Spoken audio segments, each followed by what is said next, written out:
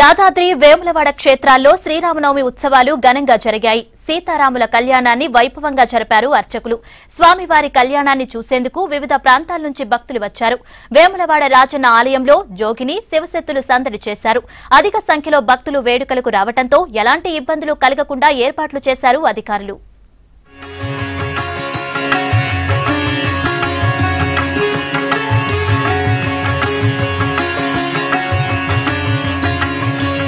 శ్రీ రాజరాజేశ్వర స్వామివారి ఆలయంలో శ్రీ సీతారాముల కళ్యాణ మహోత్సవం అంగరంగ వైభవంగా జరిగింది. వేములవాడ మున్సిపాలిటీ తరపున మున్సిపల్ కమిషనర్ గంగారాం దంపతులు, ఆలయం తరపున ఈవో దూసా రాజేశ్వర్ దంపతులు స్వామివార్లకు పట్టు వస్త్రాలు, తలంబ్రాలు సమర్పించారు.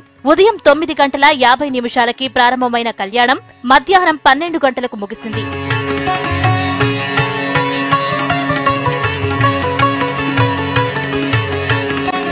కళ్యాణానికి ముందు శ్రీ రాజరాజేశ్వర స్వామివారితో పాటు శ్రీ సీతారామచంద్రమూర్తికి అభిషేకాలు చేశారు అర్చకులు.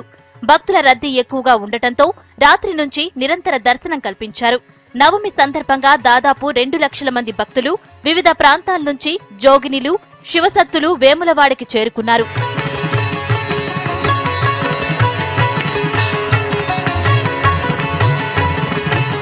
రాములవారి కళ్యాణానికి సిరిసిల్ల, వేములవాడ జడ్జిలు కుటుంబ సమేతంగా వచ్చారు.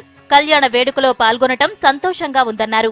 This is my first time that I have attended this program.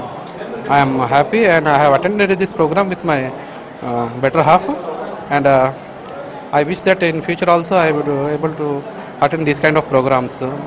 Now really I am very happy thing to attend this kind of program. సీతారాముల కళ్యాణానికి ఈ రోజు మేము హాజరు కావడం జరిగింది. మా కుటుంబ సభ్యులతో సమేతంగా ఈరోజు ఇక్కడికి రావడం చాలా అదృష్టము. చాలా కన్నుల పండుగగా జరిగింది కళ్యాణము.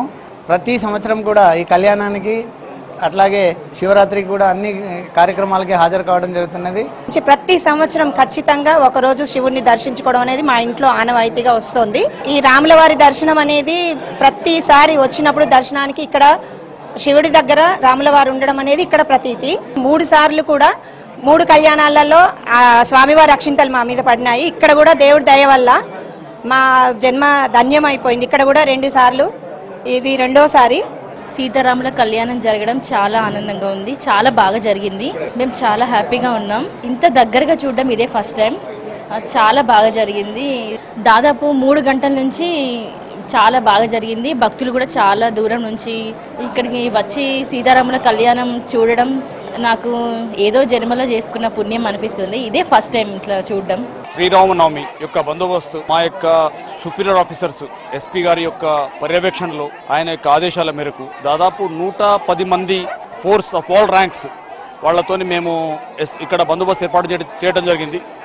సీసీ కెమెరాలు, దాని తర్వాత ట్రాఫిక్ రెగ్యులేషన్స్, బ్యారికేడ్స్, దాని తర్వాత ట్రాఫిక్కి సంబంధించిన స్పెషల్ డిటాచ్మెంట్తోని ఈ యొక్క బందోబస్తును నేను మా ఇన్స్పెక్టర్స్ 3, దాని తర్వాత అందరు ఆఫీసర్స్ ఆఫ్ ద డివిజన్ కలిసి మేము దీన్ని ఏర్పాటు చేయడం జరిగింది. అటు యాదాద్రి శ్రీ లక్ష్మీ నరసింహస్వామి సన్నిధిలో శ్రీరామనవమి వేడుకలు ఘనంగా జరిగాయి. ఉదయం శివాలయంలో ప్రత్యేక పూజలు చేసిన అర్చకులు ఆ తర్వాత సీతారాముల కళ్యాణం జరిపించారు. మధ్యాహ్నం 12 గంటలకు మొదలైన కళ్యాణం 2 గంటలకు ముగిసింది. శ్రీరామ కళ్యాణం ఈ రోజు ఘనంగా నిర్వహించడం జరిగింది. ఈ కార్యక్రమంలో స్థానికులు, భక్తులు ఎక్కువ సంఖ్యలో పాల్గొన్నారు. ఆలయం పునర్నిర్మాణంలో ఉన్నందువలన ఉన్న కొద్ది స్థలంలోనే భక్తులకు కావాల్సిన పందిళ్లు వేసి ఈ కళ్యాణాన్ని నిర్వహించడం జరిగింది. ఎండ తీవ్రత వల్ల కొంత అసౌకర్యంగా ఉన్నప్పటికీ భక్తులు ఎక్కువ సంఖ్యలో స్వామివారి కళ్యాణాన్ని వీక్షించారు. ఈరోజు శ్రీ సీతారామచంద్ర స్వామి వారి యొక్క కళ్యాణ మహోత్సవం చాలా వైభవపేతంగా జరిగింది. ఈ కార్యక్రమానికి మా దేవస్థాన చైర్మన్ గారు, ఈఓ గారు మరియు దేవస్థాన మా సిబ్బంది అంతా, అర్చక స్వాములు, వేద పండితులంతా వచ్చి స్వామివారి కార్యక్రమాన్ని చాలా దిగ్విజయంగా జరిపించడం అయింది.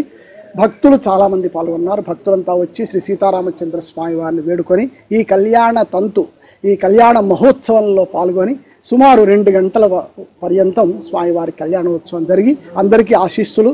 కళ్యాణానికి వచ్చిన భక్తులకు ఎలాంటి ఇబ్బందులు కలగకుండా ఏర్పాట్లు చేశారు అధికారులు. వేడుకలకు పోలీసులు భారీ భద్రత ఏర్పాటు చేశారు. కళ్యాణం తరువాత భక్తులకు ప్రసాదాలు, తలంబ్రాలు పంపిణీ చేశారు అధికారులు.